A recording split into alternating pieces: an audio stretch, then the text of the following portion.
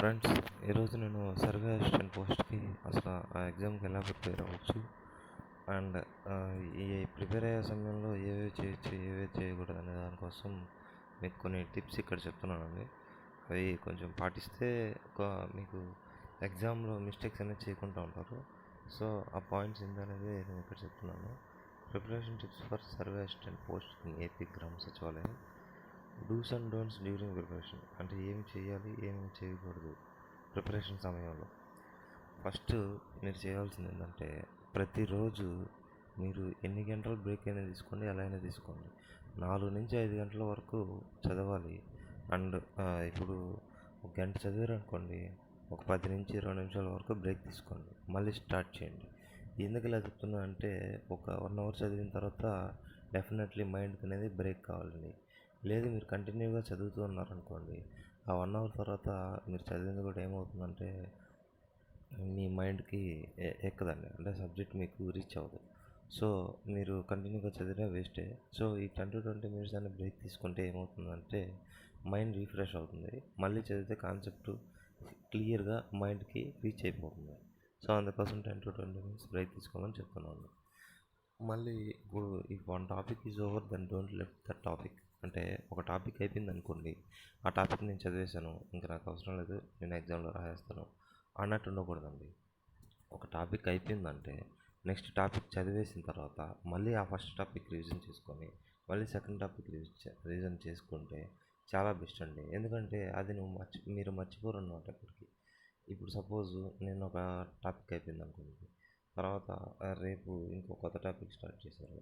ఆ కొత్త topic start చేసే ముందు ఈ పాత టాపిక్ ఒకసారి రివైజ్ చేసుకొని మళ్ళీ కొత్త టాపిక్లోకి వెళ్ళారంటే ఈ పాత టాపిక్ మైండ్లో ఉంటుంది, కొత్త టాపిక్ మైండ్లో ఉంటుంది, ఎక్కడికి వెళ్ళదన్నమాట. అంటే ఇది గుర్తుంచుకోవడానికి ఒక టిప్ అనమాట. ఎక్కువసేపు గుర్తుంటుంది మైండ్లో. Revise topics as many as possible. అంటే ఆ పాయింట్ని ఎక్కడ కొంచెం స్పెషల్గా రాసుకున్నామంటే, అంటే ఈ టాపిక్ ఒక టాపిక్ అయిపోతే ఆ టాపిక్ని మళ్ళీ రివిజన్ చేసుకోవాలని పాయింట్ అండి. Next understand the concept with deep mind. అంటే ఇప్పుడు ఏదైనా ఒక కాన్సెప్ట్ చదివారు అనుకోండి, ఏదో చదివేసి అయిపోయింది అన్నట్టు కాకుండా దాని గురించి డీప్గా అసలు ఏంది ఈ టాపిక్, ఇది ఎక్కడ యూజ్ అవుతుంది, బయట ఎక్కడ. సపోజ్ ఇప్పుడు ఒక డ్రాయింగ్ గురించి చదివారు అనుకోండి, పాలిగానే తీసుకున్నారు అనుకోండి, పాలిగాన్ ఈ మెథడ్లో డ్రా చేయాలి, ఇది ఇలా డ్రా చేయాలి అంతే సరిపోదండి.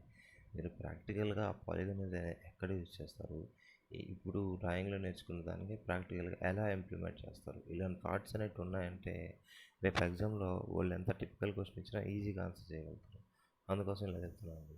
మళ్ళీ practice previous year questions but don't by heart.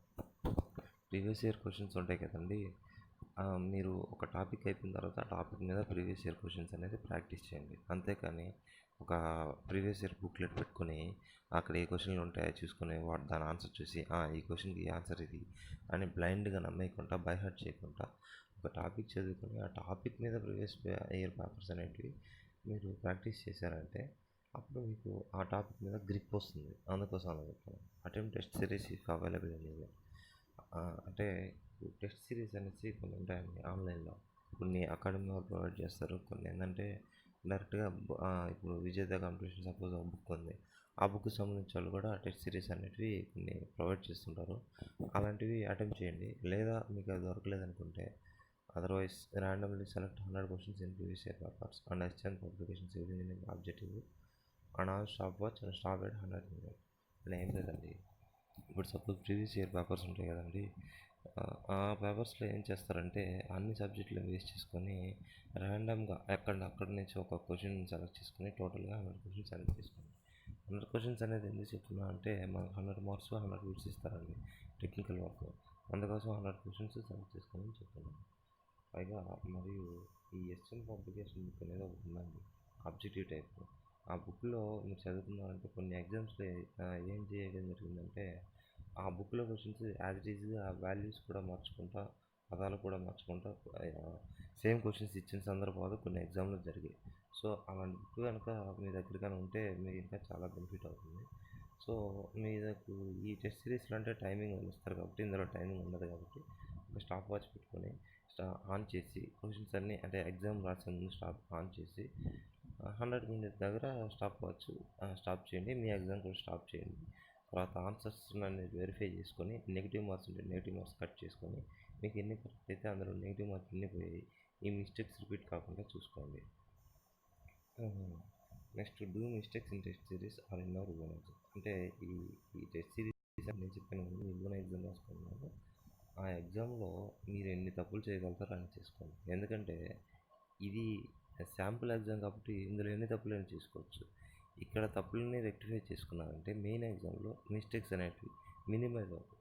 So మీరు ఎన్ని తప్పులు చేయగలుగుతారో అన్నీ ఈ టెస్ట్లోనే చేయండి. ఇవేనండి టిప్స్.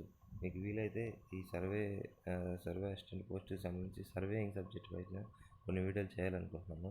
ముందు ఈ వీడియో కనుక మీరు కానీ నాకు మంచి సపోర్ట్ కనుక ఇస్తే నేను ఆ సర్వేయింగ్ సబ్జెక్ట్ మీద కొన్ని ఫుల్ సర్వే సబ్జెక్ట్ అనే దాని మీద ఫుల్గా డీటెయిల్గా మీకు వీడియోస్ అనేది చేయబోతున్నాను.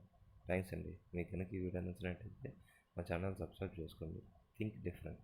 Thank you.